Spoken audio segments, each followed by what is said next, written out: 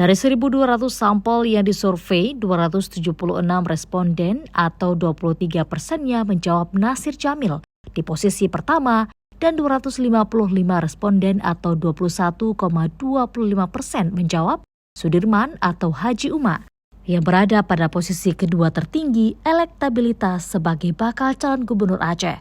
Alasan responden memilih kedua tokoh tersebut disebutkan karena faktor kepedulian sosial pada masyarakat, kompetensi atau kemampuan, religius dan berakhlak, serta ketokohannya.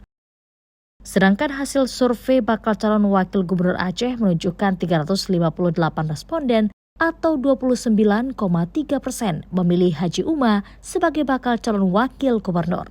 Di posisi kedua ada Iliza Sa'aduddin Jamal yang dijawab oleh 156 responden atau sebesar 13%. Sementara hasil survei elektabilitas pasangan bakal calon gubernur dan wakil gubernur Aceh menempatkan Nasir Jamil dan Haji Uma paling teratas dengan jumlah responden sebanyak 345 orang. Di posisi kedua sebanyak 116 responden menjawab Haji Uma dengan Aminullah Usman. Untuk calon gubernur, itu posisi teratas itu adalah Nasir Jamil, kemudian diikuti oleh Haji Uma dan tokoh-tokoh lainnya. Walaupun memang ini bisa jadi berubah ya, karena ada sebanyak 22% responden itu menyatakan belum memilih atau belum menentukan pilihan. Iya, faktor utama yang responden jawab ketika memilih seseorang, memilih calon gubernur itu adalah ada 4 gitu Bang ya.